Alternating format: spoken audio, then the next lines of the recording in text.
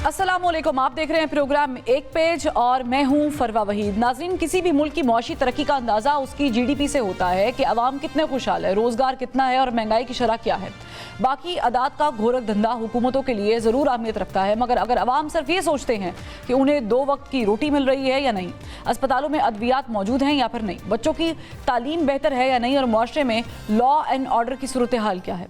मौजूदा हुकूमत ने रियासत के लिए सियासत कुर्बान करने का नारा लगाया था, मगर अभी तक अवाम को पता नहीं चल सका कि इस कुर्बानी के बदले उन्हें भी कुछ मिला है या फिर नहीं, क्योंकि वज़ीर आज़म शहबाज शरीफ की IMF के पास जाने की मजबूरियां शायद अवाम को रिलीफ देने की राह में रुकावट बनी हुई हैं। मुल्क की मौशी सूरत हाल पर अगर नज़र दौड़ाएं तो ताज़ा तरीन रिपोर्ट के मुताबिक तनख्वाहदार तबके ने माली साल के पहले 8 महीने में 331 अरब रुपए का टैक्स अदा किया है, जबकि उसे आम और मिडिल क्लास को पेट्रोल 256 रुपए फ़ी लीटर, घी 550 रुपए फ़ी किलो में मिल रहा है, चीनी 160 से 180 रुपए फ़ी किलो तक बिक रही है, यानी जहां जिसका दाव लगता है लगा लेता है। बिजली का 1 यूनिट 50 रुपए में मिल रहा है, जबकि LPG की गैस तकरीबन 300 रुपए फ़ी किलो में मिल रही है।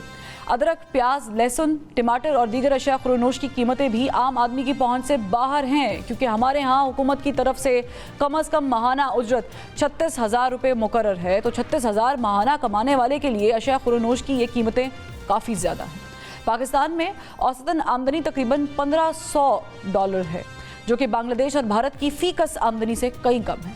हैरत की बात तो ये भी है कि पाकिस्तान का टोटल कर्जा 71 खरब रुपए की हद उबूर कर चुका है और इसके मुताबिक हर पाकिस्तानी 3 लाख रुपए से जायद का मकरूज है। और जुल्म की इंतहा ये है कि आम शख्स के ज़िम्मे ये वो कर्जा है जो उसने लिया ही नहीं है, बल्कि ये कर्जा हुकूमतें लेती हैं, अपनी तरजीहात के मुताबिक सरमायाकारी करती हैं और फिर नई आने वाली गवर्नमेंट्स पॉलिसी तब्दील करते हुए पुराने प्रोजेक्ट्स बंद करके नए शुरू करती हैं और यूं नए मंसूबों के लिए फिर से नया कर्जा लिया जाता है और इस कर्जे के समरात आवाम तक पहुँचने की बजाय उल्टा उनके ज़िम्मे वाजिबुल कर्ज की शक्ल में मौजूद होते हैं।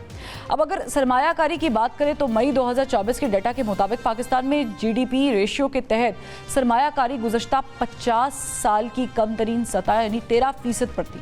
ताहम ये खबर खुशाइंद है कि मौजूदा माली साल के पहले 8 महीने में बैरूनी सरमायाकारी 41% बढ़ी है और इसी से उम्मीद वाबस्ता की जा सकती है कि सऊदी अरब, कतर, UAE, ओमान और दीगर ममालिक की बलूचिस्तान और मुल्क के दीगर इलाकों में सरमायाकारी से मुल्क की मौशी हालत बेहतर हो सकती है या बेहतरी आएगी। सरमायाकारी में बेहतरी की तवक्को अच्छी बात है, लेकिन परेशान कुन बात यह भी है कि मुल्क के जो इदारे खसारे में चल रहे हैं उनके बारे में अगर कोई वाज़ेह पॉलिसी नहीं बनाई जाती तो मुल्क की मौशी ग्रोथ कैसे मुमकिन है। पाकिस्तान के तमाम बड़े इदारे PIA, रेलवे और स्टील मिल सब खसारे में मौजूद हैं। खसारे में सिर्फ ये इदारे नहीं हैं, बल्कि पाकिस्तान का तिजारती खसारा भी तकरीबन 16 अरब डॉलर्स तक पहुंच चुका है, जबकि मुल्की current account 1 crore 20 lakh dollars के खसारे में चल रहा है। शायद इसी खसारे के पेश नज़र स्टेट बैंक ऑफ पाकिस्तान ने शरह सूद में नुमाया कमी कर रखी है, जो कि इस वक्त 12% पर मौजूद है। मगर सोचने की बात यह भी है कि मौजूदा हुकूमत के दौर में शरह सूद जो कि 21 के दर्जे पर थी मुसलसल गिर रही है, मगर उसके बावजूद सरमायाकारी में कोई खातिर ख्वाह इजाफा देखने में नहीं मिल रहा। अब इसी खसारे और कर्जे के घन चक्कर में फंसकर हुकूमत टैक्स पर टैक्स लगाए जा रही है और आवाम का खून निचोड़ रही है। हुकूमत आवाम से दर्जनों इकसाम के टैक्स वसूल कर रही है, मगर बदले में आवाम को देने के लिए हुकूमत के पास कुछ भी नहीं है। लिहाजा आवाम मायूस होकर मुल्क छोड़कर जा रहे हैं और नतीजे में ब्रेन ड्रेन भी हो रहा है। अदाद-ओ-शुमार के मुताबिक 2024 में 7 लाख से ज़ायद अफराद रोज़गार के हुसूल के लिए पाकिस्तान से बाहर चले गए हैं, जबकि जिन्हें रोज़गार नहीं मिला तो वो भीख मांगने के लिए भी मुल्क से बाहर जाकर मुल्क का नाम बदनाम करने में हिस्सा डाल रहे हैं। मुल्क की आबादी का 64% 30 साल से कम उम्र नौजवानों पर मुश्तमिल है और ये वो तादाद है जो किसी भी मुल्क की मौशी सलाहियत का यानी उनके फ्यूचर का जो है वो तयन करती है। मगर क्या करें, इन्हें रोज़गार के मौक़े मुयस्सर नहीं हैं, तो ये नौजवान सोशल मीडिया पर किसी प्रोपेगेंडे का शिकार होते नज़र आते हैं ज़्यादातर, या फिर यही रोज़गारी की वजह से सोशल मीडिया पर मुतहरिक होने से वो पैका ऑर्डिनेंस का शिकार भी बन जाते हैं। जहाँ से एक और चीज़ निकलती है वो ये है कि हमें अपने नौजवानों को सही समत पर लेके जाना है, लेकिन गुज़श्ता दिनों लाहौर में एक डिकेत गैंग गिरफ्तार हुआ जो कि मियाँ बीवी थे। इसी तरह एक और रिपोर्ट के मुताबिक मुल्क में जितने भी चोर और डकैत गैंग मुतहरिक हैं उनकी उम्रें 15-16 سال سے لے کر 35 سے 40 سال کے درمیان اندازہ کریں، جبکہ نشے کی لت میں مبتلا افراد بھی نوجوانوں کی تعداد میں اضافہ ہوتا جا رہا ہے اور معاشرے میں یہ بگاڑ پیدا کر رہے ہیں۔ اب سوال یہ ہے کہ اگر ان نوجوانوں کے پاس روزگار کی صورت میں مصروفیت موجود ہو تو نہ یہ چوری ڈکیتی کی طرف جائیں گے اور نہ ملک سے باہر جائیں گے، بلکہ پاکستان کی معیشت کو مضبوط کرنے میں بنیادی کردار بھی ادا کریں گے۔ اب جہاں بے روزگاری سے ملک میں چوری ڈکیتی کی شرح بڑھ رہی ہے، وہیں ایوان میں موجود عوامی نمائندے اپنی تنخواہوں میں اضافہ کر رہے ہیں اور تنخواہوں کا پیسہ اسی عوام کی جیب سے نکال رہے ہیں، جس پر نہ چاہتے ہوئے بھی 3 لاکھ روپے کا قرض ہے، بلکہ اس سے زائد، اور بے روزگاری سے تنگ آ کر وہ ملک چھوڑنے پر مجبور ہیں۔ وفاقی کابینہ اراکین کی تنخواہیں جو ہیں جن میں اضافے کے بعد 5,19,000 روپے ہو چکی ہے، وہ یہ تنخواہ ہے جو انہیں تمام تر کٹوتیوں کے بعد ملتی ہے، یعنی جو ٹیکس شیکس کٹتا ہے اس کے بعد ان کو یہ تنخواہ دی جاتی ہے، جبکہ اجلاس اٹینڈ کرنے اور TADA کے الاؤنس بھی الگ سے ان کو دیے جاتے ہیں۔ ایک جانب وفاقی کابینہ اراکین کی تنخواہوں میں اضافہ ہوا ہے تو دوسری جانب حکومت نے تیسری مرتبہ وفاقی کابینہ کے ممبران اور مشیران کی تعداد میں بھی اضافہ کر دیا ہے۔ وزراء کی تعداد بڑھ رہی ہے مگر گڈ گورننس کہیں بھی دکھائی نہیں دیتی، کیونکہ پاکستان کرپشن کے عالمی انڈیکس میں 135ویں نمبر پر موجود ہے۔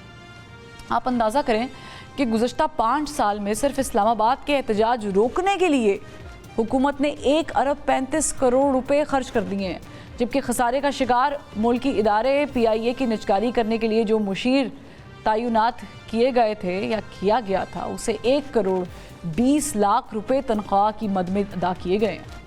اسلام آباد میں CDA نے قومی خزانے کو 37 ارب روپے کا چونا لگایا، جبکہ مالی سال 2024 میں حکومتی ملکیتی اداروں کو 850 ارب روپے کا خسارہ ہوا۔ IMF کی سخت ترین شرائط نے سرمایہ کاری سمیت تمام معاشی معاملات پر ایسی پابندیاں عائد کر رکھی ہیں کہ جن سے معیشت بہتر ہونے میں زیادہ وقت لگ رہا ہے، جبکہ دہشت گردی کے ناصور کی وجہ سے سیکیورٹی ایشوز پیدا ہونے کی بنا پر معاشی ترقی جو ہے اس کی راہ میں رکاوٹیں ہیں۔ اب جب حکومت کے پاس IMF کی مجبوریاں ہیں، سرمایہ کاری کی راہ میں دہشت گردی کی رکاوٹ ہے اور عوام کو روزگار دینا کسی کی ترجیح میں ہے ہی نہیں، تو ایسے میں ملک کی معیشت کیسے بہتر ہو سکتی ہے اور عوام پر ٹیکسز کا بوجھ کس تک کم کیا جا سکتا ہے؟ اسی پر بات کرنے کے لیے میرے ساتھ بڑا زبردست پینل موجود ہے۔ اسٹوڈیو سے ہمیں جوائن کیا ہے ڈاکٹر سلمان شاہ صاحب نے، ماہر معیشت ہے، سابق وزیر خزانہ بھی رہے، ایڈوائزر ٹو CM پنجاب بھی رہ چکے ہیں۔ ان کے ساتھ ساتھ ڈاکٹر فاروق سلیم صاحب بھی ہمیں جوائن کر چکے ہیں، سابق ترجمان برائے معیشت اور توانائی امور اور ماہر معیشت بھی ہے۔ ان کے ساتھ ساتھ پروفیسر ڈاکٹر اکرام الحق صاحب بھی جوائن کر چکے ہیں، ٹیکس کے ماہر ایکسپرٹ ہے اور ماہر معیشت ہے۔ تینوں کا بہت شکریہ۔ میں شاہ صاحب آپ سے آغاز کرتی ہوں، کیونکہ گورنمنٹ ہمیں سب اچھا ہے کہ رپورٹ دے رہی ہے، ہم یہ دیکھ رہے ہیں کہ جو مہنگائی ہے وہ سنگل ڈیجٹ پہ آ گئی ہے۔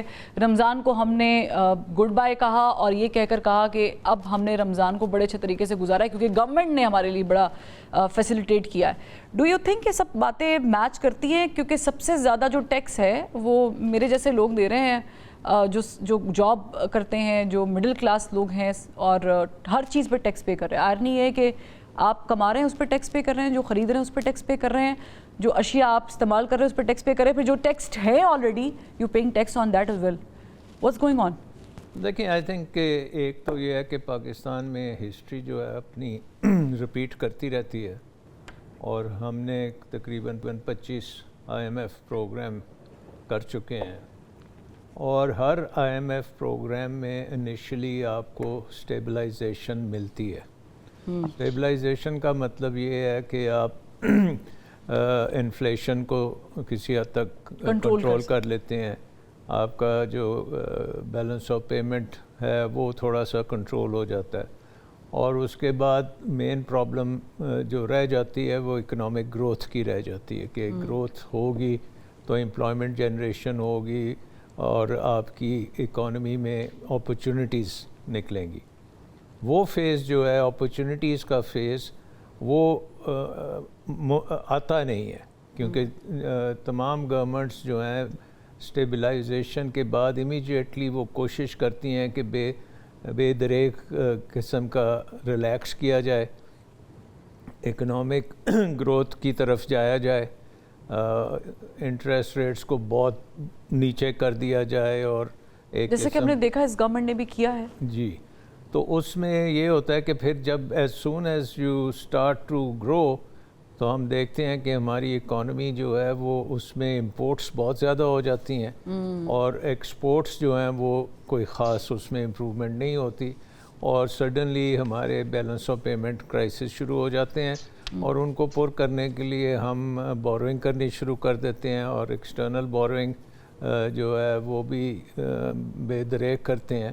اور اگر آئی ایف آئیز اور دوسرے انٹرنیشنل ادارے آپ کو سپورٹ کر رہے ہوتے ہیں تو اس سے آپ کا ایک کچھ دیر کے لیے یہ پراسپیرٹی نظر آنی شروع ہو جاتی ہے. لیکن وہ جو اکانومی میں ریفارمز کرنے کی ضرورت ہوتی ہے جس سے کہ اکانومی کو ایک انورڈ لکنگ اکانومی کو آؤٹ ورڈ لکنگ کریں، یعنی کہ اس کی پروڈکٹیوٹی کو انکریز کریں، اس کی کمپیٹیٹیونیس کو بہتر کریں تاکہ وہ عالمی منڈیوں میں کمپیٹ کر سکیں، وہ ریفارمز ہم نہیں کر سکتے. ایگزیکٹلی، اور ریفارمز کی کمی کی وجہ سے ہمیں لگتا ہے کہ ہم شارٹ ٹرم میں تو فاروق صاحب پلانز دیکھتے بھی ہیں، امپلیمنٹیشن بھی دیکھتے ہیں، اور فور سم ہاؤ تھوڑا سا ریلیف بھی ہو جاتا ہے، لیکن جب ہم لانگر رن کی بات کرتے تو ہمیں ریلیف نہیں ملتا. اب یہ آپ لے لیں کہ جو وفاقی وزیر ہے اویس لغاری صاحب، وہ دعویٰ کر رہے کہ اگلے 6 مہینے کے اندر گردشی قرضے ختم کر دیں گے. یہ پاسبل ہے؟ آپ مسکرا رہے ہیں. جی، یہ والے جملات جو ہیں یہ ہم پچھلے کئی سالوں سے جو بھی وزیر آتا ہے توانائی کا کوئی اسی قسم کی بات کرتا ہے. مجھے یاد ہے کہ پچھلے کی حکومت کے دوران بتایا گیا تھا کہ مذاکرات کمپلیٹ کر دیے گئے ہیں آئی پی پیز کے ساتھ، اور کوئی 800 ارب روپے کی بچت جو ہے وہ طے پا چکی. اس دفعہ دوبارہ سے مذاکرات ہوئے آئی پی پیز کے ساتھ اور دوبارہ سے ہمیں کوئی اسی قسم کا بتایا گیا. اس دفعہ جو اماؤنٹ تھی وہ کوئی 800-900 ارب پہ پہنچ گئی. دیکھیے، باٹم لائن از کہ جب آپ کے گھر کا بجلی کا بل، آپ کی دکان کا، آفس کا جو 60-65 روپے کا یونٹ آ رہا ہے، جب تک وہ 30-35-40 پہ نہیں پہنچتا تو جتنے مرضی نعرے لگا لیے جائیں کہ 800 ارب روپیہ بچا دیا ہے یا 900 ارب روپیہ بچا دیا ہے، تو وہ جب تک نہیں پہنچے گا، ہمارے بلوں میں نظر نہیں آئے گا، اس وقت تک آپ سوچئے کہ یہ سیاسی جملات ہیں، سیاسی نعرے ہیں. مجھے محسوس یہ ہوتا ہے کہ پچھلی کئی حکومتیں جو ہیں وہ بجائے اس کے توانائی کے شعبے کے اندر جو اصل بیماری ہے اس بیماری کا علاج ڈھونڈنے نکلیں، وہ صرف اس بیماری کی جو علامات ہیں ان کو دبانے کی کوشش میں رہتے ہیں. اب یہ آئی پی پیز والا معاملہ جو ہے یہ صرف بیماری کی علامات کو دبانے کے برابر ہے. اچھا، جو اصل بیماری ہے وہ تو نہیں ہے. اب پشاور الیکٹرک جو ہے وہاں پہ کوئی 45% بجلی چوری ہو جاتی ہے. اسی طرح سکھر جو ہے الیکٹرک سپلائی، وہاں پہ کوئی 35-36% بجلی چوری ہو جاتی ہے. 850 ارب روپے کا خسارہ ہے یہ نیپکو سے اور پیسکو سے اور سب جگہ سے، تو that's a huge amount by the way. جی فاروق صاحب. دیکھیے، معاملہ بنیادی طور پہ یہ ہے کہ حکومت پاکستان جو ہے وہ پوری ملک کی جتنی بجلی بنتی ہے اس کو خریدتی ہے اور پھر وہ بجلی بیچی جاتی ہے، اور یہ حکومت خود سے کر رہی ہے، اور اس خرید و فروخت میں کوئی 600 ارب روپے کا سالانہ نقصان کر جاتی ہے. اسی طرح حکومت جو ہے وہ ہوائی جہاز کے ٹکٹ بھی بیچ رہی ہے، اور وہ پچھلے 20-25 سالوں میں تو 830 ارب کا نقصان کر چکی ہے. پھر حکومت پاکستان جو ہے وہ گندم بھی خریدتی ہے، وہ پیسکو کے پاس کچھ اسٹور بھی کرتی ہے، اور پھر وہاں اس گندم کو چوہے بھی کھا جاتے ہیں. اور اس میں آج کا نقصان میں دیکھ رہا تھا کہ اسٹیٹ بینک کی لائبلٹیز میں، اسٹیٹ بینک کی اسٹیٹمنٹ میں پڑا ہے کہ کوئی 900 ارب کا نقصان کر چکی ہے. حکومت پاکستان گیس خریدتی ہے، گیس پروڈیوس کرتی ہے، نیچرل گیس بیچتی ہے، اور دونوں کمپنیز جو ہیں سوئی ناردرن ان کو بینکرپٹ کر چکی ہے. تو بنیادی ایشو ہے کہ حکومت کا کام حکمرانی کرنا ہے، اس کا کام بزنس کرنا نہیں ہے. اور یہ ڈاکٹر صاحب ابھی جو بنیادی اصلاحات کی بات کر رہے تھے ان میں سب سے بڑی جو ریفارم فیکٹر ہے وہ یہی ہے کہ حکومت آ جائے حکمرانی پہ اور چھوڑ دے بزنس پرائیویٹ سیکٹر کے اوپر. ٹھیک، اچھا چلیں، یہ تو آپ کی طرف سے سجیشن بھی آ گیا، لیکن ڈاکٹر اکرام صاحب اب چونکہ آئی پی پی کا ذکر چل ہی پڑا ہے اور ایک عرصے سے ہم ڈاکٹر فاروق صاحب نے بھی اس کی نشاندہی کی ہے. اب یہ جو ہم سننے میں آ تو ایسے رہا ہے کہ شاید حکومت جس جوش و جذبے کے ساتھ کام کرنے لگی ہے شاید تمام ہی آئی پی پیز کمپنی کو گھر بھیج دیا جائے گا اور ہمیں بجلی سستی ملے گی. آئرنی یہ ہے کہ ہم ٹیکس پہ ٹیکس دے رہے ہیں ان بجلی کا بھی جو بنتی ہی نہیں ہے. यानी कैपेसिटी चार्जेस भी हम लोग ही अदा कर रहे हैं, फिर नीलम जेलम और कौन कौन से सर चार्जेस। मैं शायद बिल लाना भूल गई, मैं बिल लेकर आती तो देखने वाले भी हैरान हो जाते थे कि हम किस किस मद में टैक्स पे कर रहे हैं। आप टैक्स एक्सपर्ट हैं, मुझे बताएं कि मेरे जैसा बंदा तो मर गया ना सर, क्योंकि हम जैसे मैंने शुरू में कहा सैलरी लेते हुए टैक्स पे कर रहे हैं, फिर उस सैलरी से कुछ खरीद रहे हैं खाने पीने के लिए तो उस पर टैक्स दे रहे हैं, फिर जिन चीज़ों पे टैक्स ऑलरेडी पेड है उन पे भी हम टैक्स दे रहे हैं, और जो बिजली इस्तेमाल कर रहे हैं उस पे तो हम टैक्स दे ही रहे हैं। तो ये क्या ख़जाना इस तरह भर जाता है या फिर जो गाड़ी है वो चल पड़ती है? नहीं, टैक्सों ने भी पाकिस्तान की मईशत का बहुत ही बुरा हाल किया है। जो हमें प्रोडक्शन में लागत नज़र आती है या घरेलू सार्फिन या हमारी इंडस्ट्री के लोग जो इस्तेमाल करते हैं एनर्जी, उसमें बेजा टैक्सेस भी हैं।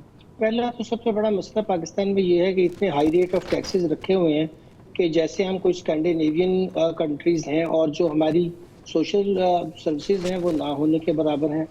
अब इस तरह की 5वीं दुनिया की बड़ी जो आबादी वाला मुल्क हो और उसकी ज़रा जीडीपी देखें, उसमें इन्वेस्टमेंट का लेवल देखें, बहुत शर्म आती है। मगर जैसे अभी डिस्कस हुआ कि जो इस्लाहात टैक्स निज़ाम में भी करनी थी, उसके लिए हमने $1 अरब से ज़्यादा तो कर्जा हासिल कर लिया, और आज खबर थी कि 70 मिलियन फिर ले रहे हैं वर्ल्ड बैंक से कि अब कोई नया प्रोग्राम आया है जिसका नाम है FBR, जो रिफॉर्म पहले था अब उसको कोई ट्रांसफॉर्म करना चाहते हैं। रोज कोई 2 साल बाद एक नया प्लान बना लेते हैं और होता रिफॉर्म्स कुछ भी नहीं है, पैसा भी ज़ाया होता है और लोगों की ज़िंदगी भी अजीरन करते हैं। अब देखिए कि इस वक्त 45 से 55% हाईएस्ट टैक्स रेट हमने कर लिए हैं और बैंकों में 64% ले गए हैं। जो सैलिड के लोग हैं उन्होंने कोई 350 बिलियन से ज़्यादा अभी तक 8 महीनों में दे दिया है, और जो ताजर हैं उनसे जो है वो 2 बिलियन भी इकट्ठा किया है, बल्कि आप हैरान हो कि कुछ रिकॉर्ड टैक्स देते हैं सैलरी क्लास। अब ये बड़ी शर्म की बात है कि अगर आपने एक मुनसिफाना टैक्स निज़ाम जिसमें आप टैक्स रेट कम रखें, जिससे इन्वेस्टमेंट बढ़े, जिससे आपकी कॉस्ट ऑफ जो है वो डूइंग बिजनेस, तो वो हमारा टैक्स का निज़ाम ही इतना ख़राब है कि लोग कहते हैं कि मैं इनफॉर्मली रहूं तो अच्छा है। आप वो भी कहते हैं चलिए ठीक है आप एज ए नॉन फाइलर हमें ज़्यादा टैक्स दे दें, लोग वो भी बर्दाश्त कर लेते हैं। ज़ाहिर है वो तो ज़्यादा कुछ पास ऑन भी कर देते हैं, मगर नहीं चाहते कि वो टैक्स के एम्बेट में आएँ और रिटर्न फाइल करें। और यही एक चीज़ साबित करती है कि FBR का जो परसेप्शन है लोगों के ज़हन में वो एक थाना से कम नहीं है, बल्कि शायद ज़्यादा ही होगा। लोग इतने खौफज़दा हैं उनसे, और जिसके तजर्बात भी तल्ख हैं, जो लोग काम कर रहे हैं उन्हीं को तंग करते हैं, और जो रिटर्न्स फाइल करते हैं फिर उनके आगे रेड करते हैं, उनके तंग करते हैं, उनको नोटिस इशू करते हैं। और इतनी सालों से हमने जो, अब मेरा तो ख्याल है कि इस्लाहात की नाम बंद करके FBR तो इनकॉरिजिबल है, ये तो इसकी इस्लाहात हो ही नहीं सकती, इसको बंद करें। और इसमें एक बारीक पॉइंट ये है कि अच्छा चले टैक्स फाइल करने के लिए आप कायल भी कर रहे हैं, लेकिन आप उनको क्या एंटरटेन कर रहे हैं? बाहर के मुल्कों में तो जब हम टैक्स फाइल करते हैं तो हमें पता होता है हमें पेव्ड सड़कें मिलेंगी, हमें इंश्योरेंसेस मिलेंगी, हमारे बच्चों के स्कूल फलां जमात तक फ्री होंगे, हमें उनके खाने की भी फिक्र नहीं क्योंकि वो स्कूल प्रोवाइड करेगा। पब्लिक सेक्टर्स में तो ऐसा ही होता है। But on the other hand Pakistan में सिचुएशन तो मेरे ख्याल से ऐसी है कि जो भी पैसा है वो बस गवर्नमेंट को दे दो। लेकिन हैरत की बात यह है कि अगर हम चले अपनी एक्सपोर्ट्स उस तरीके से बढ़ा नहीं पाए अपनी इकोनॉमी को स्टेबलाइज करने के लिए, तो हमने इम्पोर्ट्स भी काबू में नहीं किया। अब IT सेक्टर की बात कर रहे हैं जिस पे हुकूमत बड़ा दावा करती है। आपको याद होगा शहबाज शरीफ साहब दौरा भी करके आए, दौरा महान चीन का, और फिर उन्होंने वहाँ पर जाके बड़े अच्छे MOUs पर भी साइन किया। लेकिन भारत ने 2023 से 2024 में 190 अरब रुपए की जो एक्सपोर्ट्स हैं वो IT के शोबे में, इधर हैंड पाकिस्तान सिर्फ 3 अरब पे खड़ा हुआ है। ये is it a good sign कि हम कहेंगे वी डिड इट गुड? नहीं, आई थिंक पाकिस्तान में तो हर चीज़ को रिप्रेस किया गया ना। देखें, पाकिस्तान को आप इस वक्त ना भारत से कंपेयर कर सकते हैं, ना बांग्लादेश से कंपेयर कर सकते हैं, ना किसी और अपने रीजनली किसी से। हमारा तो पर कैपिटा सबसे कम है इन दोनों मुल्कों की निस्बत। हमारा सबसे कम हो चुका है, और हमारी जो गवर्नेंस है वो इस वक्त टोटली डिसफंक्शनल हो चुकी है। सो इसमें बहुत से काम करने पड़ेंगे। सिर्फ ये नहीं है कि हमने IT की एक्सपोर्ट्स बढ़ानी है कि नहीं बढ़ानी, हमें पहले अपना निज़ाम देखना है कि ये निज़ाम ने 75 ईयर्स हो गए हैं, इसने हमें गुर्बत दी है। सबसे जो इंडिकेटर्स हैं इकॉनमी के, तकरीबन इकोनॉमिक ग्रोथ और इन्वेस्टमेंट वगैरह دنیا کے سب سے خراب انڈیکیٹرز ہیں. ہیومن ڈیولپمنٹ انڈیکس کے سب سے لو لیول پہ ہم پہنچے ہوئے ہیں. ٹیکنالوجی کے لیے ہم سب سے لو لیول پہ ہیں. انوویشن پہ ہمارے ملک میں انوویشن ہی نہیں ہو رہی.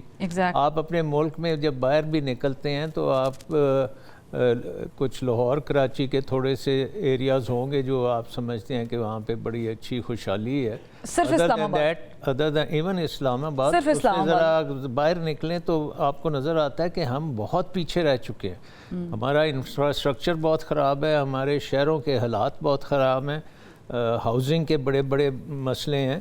تو پاکستان کو تو ٹوٹل ری ویمپ چاہیے, ماڈرنائزیشن. دیکھیں دنیا کی 5ویں سب سے بڑی آبادی ہے. آپ اس وقت دنیا کے جو بڑے ممالک میں ہیں ان میں سے اگر کوئی سکھ مین ہے تو وہ پاکستان ہے. چین بہت اچھا چل رہا ہے, انڈیا اچھا چل رہا ہے, انڈونیشیا اچھا چل رہا ہے, برازیل اچھا چل رہا ہے, امریکہ, یہ سارے بڑے ممالک ہیں. ان کی population is an advantage for them. ایک بیچ میں یہ بڑے ملکوں سے پاکستان ہے جو کہ نیچے ہی نیچے چلا جا رہا ہے. سو اس کا مطلب یہ ہے کہ ہمارا جو گورننس کا نظام ہے یا ہمارا اکنامک سسٹم جو ہے وہ فیل ہو چکا ہے.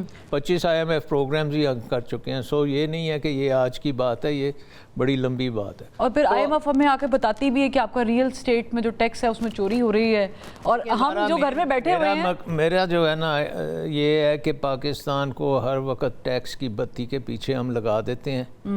وہ ٹیکس والوں کو ہم انلیش کرتے ہیں, وہ جا کے بزنس کی بھی پٹائی کرتے ہیں, وہ سیلریڈ پرسن کی بھی پٹائی کرتے ہیں. اس میں ان کے پاس اتنی پاور ہوتی ہے کہ وہ کچھ بھی کر سکتے ہیں. اور پاکستانی جو عوام ہے, بزنس کمیونٹی ہے, چھوٹے دکاندار ہیں, وہ سارے ان کی کوشش ہوتی ہے کہ کسی طرح ہم حکومت سے بچ کے رہیں اور حکومت کی نظر ہمارے اور یہی ایک پوائنٹ ہے جس کی وجہ سے ابھی بھی بہت سارے لوگ قائل نہیں ہیں بریک کا ٹیکسیشن نظام کے اندر آنے کے لیے. ایک بریک لیتے ہیں سر, بریک سے جب واپس آتے ہیں تو پھر اس پہ گفتگو کریں گے. لیکن جانے سے پہلے کیونکہ انڈیا کا ذکر ہو رہا تھا تو آپ یقین کریں کہ 95 انڈین روپی کا پر لیٹر پیٹرول ہے, جو کہ ہمارے یہاں پہ 255 لکھا ہوا لیکن 56 کر رہے ہیں راؤنڈ اباؤٹ کر کے.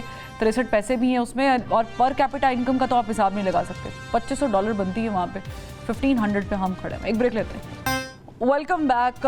ڈاکٹر فاروق صاحب, ری ویمپ کرنے کی بات کرتے شاہ صاحب, اور ری ویمپ کی ہی بات کر رہے ہیں ہم. میرا خیال سے جب سے میں نے بھی ہوش سنبھالی ہم ری ویمپ کی بات کر رہے ہیں, ری اسٹرکچر کریں, چیزوں کو امپروو کریں وغیرہ وغیرہ. لیکن اس پورے ایپیسوڈ میں ایک اچھی چیز یہ ہوئی ہے پوری دنیا میں کہ ایک پیراڈائم شفٹ ہو رہا ہے, اور وہ پیراڈائم شفٹ ہو رہا ہے کرپٹو کرنسیز یا یوں کہہ لیں ڈیجیٹل کرنسی کی شکل میں. Pakistan by the way top 5 میں لسٹ میں موجود ہے جو سب سے زیادہ ایکٹیو ہیں ان ڈیجیٹل کرنسیز.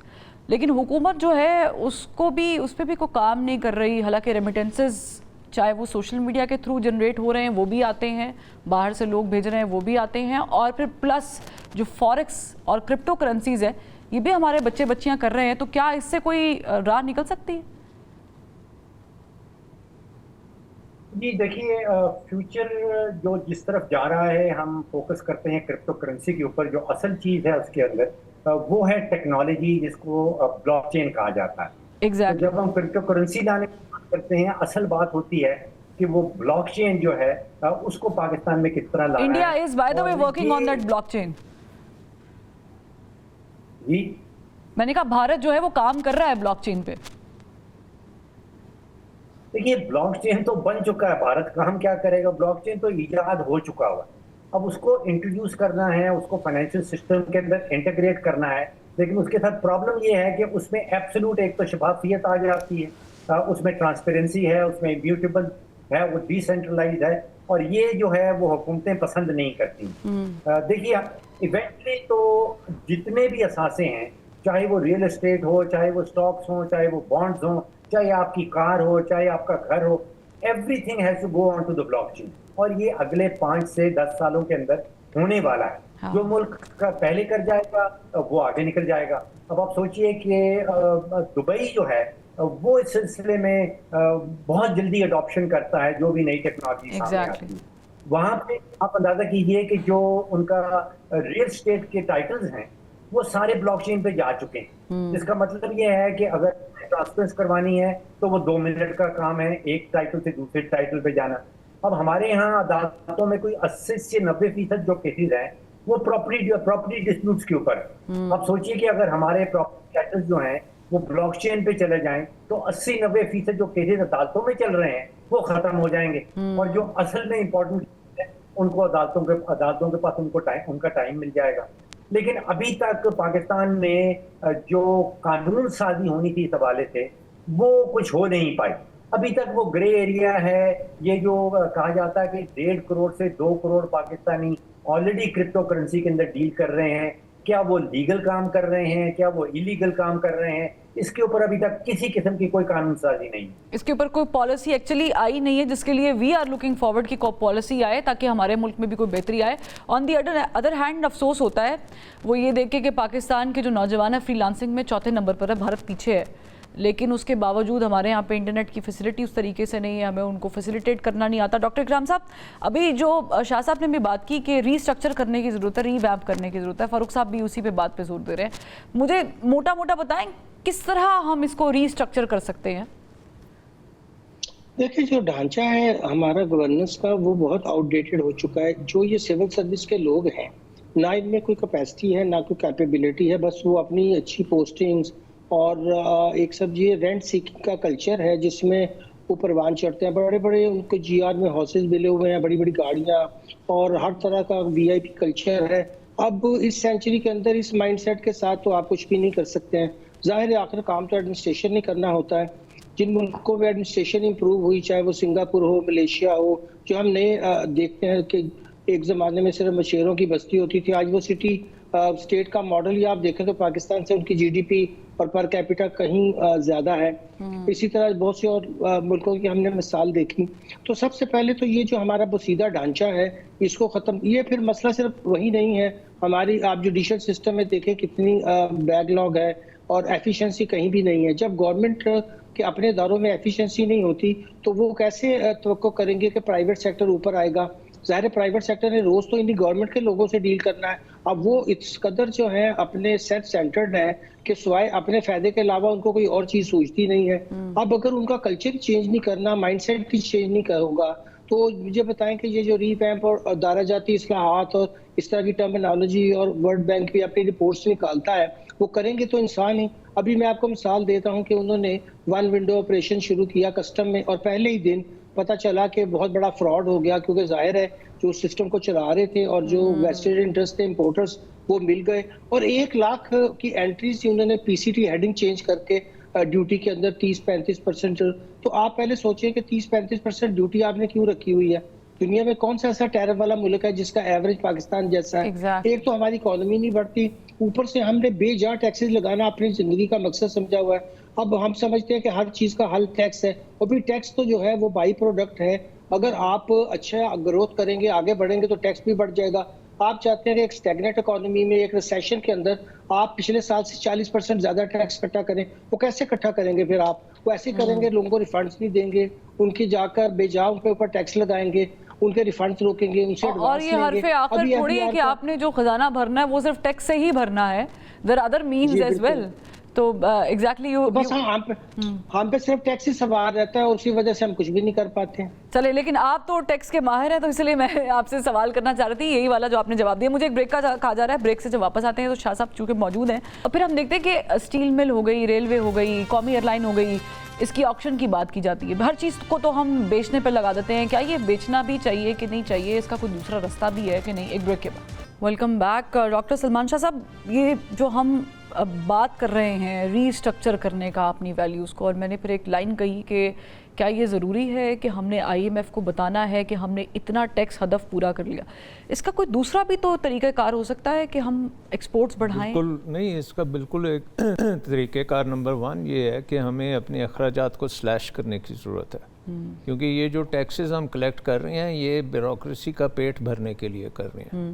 سو اگر آپ دیکھیں کہ ہماری فیڈرل گورنمنٹ میں تقریباً 35 منسٹریز ہیں اور اس سے دگنے اس میں مشیر ہیں اور وزیر ہیں، اور چھوٹی چھوٹی سی تنخواہیں ان کی، چھوٹے چھوٹے سے پروٹوکول ہیں، نہیں ہے، بٹ ان کا جو وہ گڑبڑ جو کرنے کے کام ہے وہ بہت اربوں میں جاتے ہیں۔ اچھا، سو نمبر 1 یہ میرا خیال ہے کہ اگر ہم سٹیپ بائی سٹیپ جائیں، 35 منسٹریز کو ختم کر کے تقریباً 15 سے زیادہ نہیں ہونی چاہیے، ٹھیک ہے، اور 15 جب ہم کریں گے تو آپ سوچیں کہ کتنے ग्रेड 22 के अफसर और ये जो हैं इनको आप गोल्डन हैंडशेक दें, ये घर चलें। अच्छा, फिर भी गोल्डन हैंडशेक दें, खत्म ना करें? नहीं, ख़त्म, गोल्डन हैंडशेक तो देना पड़ेगा। अच्छा, वो we have to give that. सो जब गवर्नमेंट को हम नीचे लेके आते हैं, उसके साथ फिर ये बाकी जो चीज़ें हैं कि ब्यूरोक्रेटिक कंट्रोल्स जो हैं इकोनॉमी में, उसको हम कहते हैं डीरेगुलेशन करने की ज़रूरत है। डीरेगुलेशन करने की इसलिए ज़रूरत है कि अब आप इकॉनमी को एक मार्केट इकॉनमी की तरह चलाना चाहते हैं, ना कि एक ब्यूरोक्रेसी की तरह चलाना चाहते हैं। सो उसमें आपको डीरेगुलेशन करनी पड़ेगी ताकि प्राइवेट सेक्टर जो है सर्वाइवल ऑफ द फिटेस्ट हो, वो सामने आ सके। तो उसके लिए आपको डीरेगुलेशन बहुत ज़रूरी है और बड़ी डीप डीरेगुलेशन करने की ज़रूरी है कि ये जो एनओसी कल्चर है ये बिल्कुल आप ख़त्म करें। ठीक है, मतलब SIFC की भी ज़रूरत नहीं होनी चाहिए, आप इतनी डीरेगुलेट करें कि फैसिलिटेशन। SIFC से अभी तक कोई बहुत अच्छा फ़ायदा? बहरहाल SIFC का तो मतलब ये है ना कि आपने मान लिया कि ब्यूरोक्रेसी इतनी तगड़ी है कि उसको कंट्रोल करने के लिए, उसको बाईपास करने के लिए आपको SIFC बनानी पड़ रही है। हाँ। सो मेन इशू ये है कि ब्यूरोक्रेसी का कंट्रोल जो है उसको ख़त्म करें, बहुत कम आप लेवल पे लेके आएँ। उसके बाद फिर आप प्राइवेट सेक्टर को जब जगह देंगे और एक मार्केट इकॉनमी की तरफ जाएंगे, तो फिर आपका एनर्जी सेक्टर भी मार्केट ड्रिवन होना चाहिए। और उसमें ये जो हम स्टेट जैसे बात कर रहे थे फरूख साहब के, हर काम तो गवर्नमेंट कर रही है। गंदम भी गवर्नमेंट बेचती है और बिजली भी गवर्नमेंट बनाती है और ट्रेड भी गवर्नमेंट करती है, इंपोर्ट भी गवर्नमेंट करती है, एक्सपोर्ट भी गवर्नमेंट करती है और इजाज़त ले। तो ये निज़ाम अब आपको ख़त्म करना पड़ेगा। बिल्कुल इसको आप चला नहीं सकते। अब आप नहीं चला सकते। Stuck in between socialism and communism, तो we don't know where to go ना। तो देखें, चीन ने भी आज तक चीन ने जो रिफॉर्म्स किए हैं वो उन्होंने ब्यूरोक्रेसी को कम करके मार्केट इकॉनमी को लेके आए हैं। सोशलिज्म अभी भी वहाँ चल रही है। हमारे मुल्क में हमें ब्यूरोक्रेटिक कंट्रोल को ख़त्म करना बहुत ही लाजिम है और उसके लिए आपको प्राइवेट सेक्टर को मार्केट इकॉनमी के तहत आप चलाएंगे तो वो चलेगी।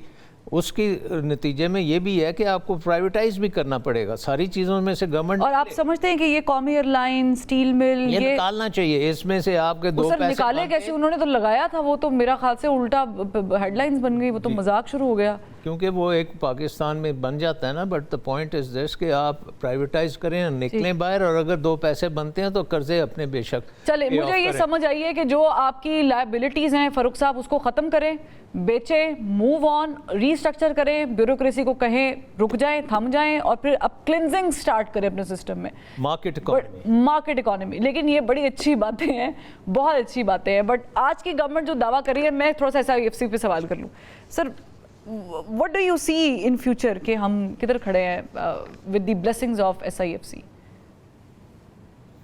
देखिए, दो चीज़ें हैं। पहली बात तो ये है कि मेरे नज़दीक टैक्स कलेक्ट करना वाला जो मामला है वो मसला नहीं है मुल्क का। असल मसला है हुकूमती नुकसानात का, और उनमें से कुछ मैंने आपको गिने। अगर वो नुकसानात ना करें तो आप सोचिए कि अगर 2010 और 11 का बजट निकाल के आप देखें, उसमें जो टैक्स का हद था वो 1500 अरब का था। अब पिछले साल के बजट में हुकूमत कहती है कि पाकिस्तानियों ने कोई 9400 अरब रुपए का टैक्स जमा करवा दिया। तो आप सोचिए कि 10-11 सालों में टैक्स जो है वो 1500 से बढ़ के कोई 9500 पे पहुंच गया। मसला है कि आज से 10-11 साल पहले हुकूमती अखराजात जो 2500 अरब के थे वो आज 25000 अरब पे पहुंच गए।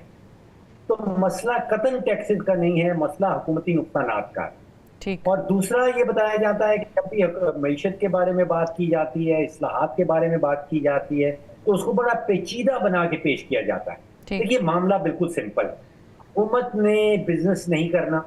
इस वक्त तकरीबन 65% पाकिस्तान की जो GDP प्रोड्यूस हो रही है उसको कहते हैं वो गवर्नमेंट फुटप्रिंट, वो हुकूमती साए के दिन। हुकूमत वापस चली जाए, अपनी हुक्मरानी करे और बिजनेसेस सारे के सारे जो हैं वो प्राइवेट सेक्टर को दे दिए जाए। ये PIA इनसे प्राइवेटाइज नहीं हो पाएगा, ना चल पाएगा, ना प्राइवेटाइज हो पाएगा। तो जो चॉइस रह जाती है, या तो आप 830 अरब का मजीद नुकसान करें और या इसको बंद करें। जो प्राइवेटाइजेशन होती है प्राइवेटाइज। देखिए, हमारे पास तो तकरीबन 120 हुकूमती इदारे हैं जो मिल मिला के नुकसान कर रहे हैं और जो मुसीबत में डाला हुआ है पूरे मुल्क को। सफेद हाथी। वियतनाम के पास कोई 1000 ऐसे इदारे थे और उन्होंने साल 2 साल में जो बिकते थे वो बेच दिए, जो नहीं बिकते थे उनको बंद कर दिया। और वो 2008 के बाद और आज की कहानी वियतनाम की देख लें कि वो बिल्कुल पलटा बदल पड़े। तो जो कुछ बिकता है उसको खोड़ियों के दाम में खोड़ियों के दाम बेच दें, जो नहीं बिकता उसको बंद कर दें। हुकूमत का काम हुक्मरानी तक रहने दें और बिजनेस हुकूमत से ले लीजिए। ठीक, ये बड़ा वैसे वैलिड सजेशन है। डॉक्टर इकराम साहब, आपका क्या इस पे स्टांस है? जी देखिए, जब तक हम एक लीन गवर्नमेंट नहीं बनाते हैं जो ऑटोमेटेड हो और जो डिलीवर करे, आज की दुनिया में इस तरह की हुकूमतें जो हमने बड़े साइज की रखी हुई है और नालायक भी और इनकॉम्पिटेंट और करप्ट भी, तो आप 3rd टियर के अंदर जाकर जब लोगों से कोई चीज़ वसूल करते हैं और वहाँ सोशल डिलीवरी भी देते हैं, हेल्थ एजुकेशन, तो लोग खुश खुश होकर टैक्स भी देते हैं और उसका उनको बराह रास्त बेनिफिट भी हो रहा होता है। आप बताइए कि कितने साल गुजर गए हैं हमारी 18वीं तरमीम को और सूबों ने कोशिश ही नहीं की कि वो 3rd टियर ऑफ गवर्नमेंट को कोई पावरफुल बनाए, बल्कि उनके इलेक्शंस ही नहीं करवाते हैं। हम चाहते ही नहीं कि जो डिलीवरी सिस्टम है ठीक हो, क्योंकि पावर जहां सेंटर्ड है उसको पावर सेंटर को वो छोड़ना नहीं चाहते। हमारे यहाँ मसला सारा एक सेंट्रिस्ट माइंड का है और पावर की कंसंट्रेशन का है। हम समझते हैं इसी पावर से हम पैसा भी जनरेट कर रहे हैं, रेंट सीकिंग भी कर रहे हैं और बजाय इसके कि हुकूमत अच्छे तरीके से करें, उल्टा ये हुकूमतें हमारे लिए वबाले जान है, चाहे वो सूबाई हों और चाहे वो वफाकी हों। नहीं तो आप क्या चाह रहे हैं? इस तरह तो ना करे, थोड़ी बहुत डेमोक्रेसी तो रहने देना डॉक्टर इकराम साहब। नहीं, मैं ये चाह रहा हूँ कि इनकी हुकूमतें ये अपनी जो है ये राइट साइजिंग करें और गवर्नमेंट्स को एफिशिएंट बनाएं और नीचे 3rd टियर की गवर्नमेंट को मजबूत करें ताकि वहां पे डिलीवरी सिस्टम हम क्रिएट कर सकें। पूरी दुनिया ने ऐसी तरक्की की है और हर जगह का मॉडल यही है, हम कोई अनोखा मॉडल तो नहीं बना सकते। चीन में आप देखें कितनी डिसेंट्रलाइजेशन है, जब वो मामला नीचे आता है तो सारा वो जो है सोशल डिलीवरी भी और उनकी जो जितनी भी इनोवेशन है अब वो नीचे की सतह पर हो रही है। हम नहीं चाहते हैं कि हम अपने लोगों को एम्पावर करें। जब लोगों को आप एम्पावर करेंगे तो फिर ही बात बनेगी ना। अभी तो लोग जो है बेचारे रिसीविंग एंड पे हैं और वो से हर चीज से उनको कहते हैं कि एक एक्सट्रैक्टिव स्टेट है जो बस टैक्स लेगी और उसके बदले में देगी। एग्जैक्टली। और हैरत की बात ये है कि 50% से ज्यादा लोग जो हैं वो अंडर पॉवर्टी लाइन, जैसे मिडिल क्लास तो खैर बहुत ही नीचे चला गया, मिडिल क्लास होना चाहिए लेकिन वो बहुत ही नीचे चला गया। On the other hand government ये दावा करती है सिंगल डिजिट पे हर चीज़ आ चुकी है, लेकिन जब हमने लोगों से रमज़ान में भी गुफ्तगू की, अभी भी मेहमानों से पूछा, तो वो सिंगल डिजिट महसूस करने को तो बहुत ज़्यादा, लेकिन जो एक्चुअल कीमतें होनी चाहिए थी एक बेसिक आदमी के लिए खाने पीने की, टैक्स पे करने के बाद वो भी उतनी नहीं है। पूरी दुनिया में जब ऐसे मौके आते हैं तो चीज़ें सस्ती कर दी जाती हैं, लेकिन हमारे मुल्क में हर चीज़ महंगी कर दी जाती है, यहाँ तक कि शायद सिर्फ जान सस्ती है, बाकी सब कुछ महंगा है। बहुत शुक्रिया डॉक्टर सलमान साहब, आपने ज्वाइन किया। डॉक्टर फ़ारूक साहब, थैंक यू सो मच। और डॉक्टर इकराम साहब, आपका भी बहुत शुक्रिया। नाज़रीन, प्रोग्राम का वक्त ख़त्म हो गया है, फिर मुलाकात करेंगे।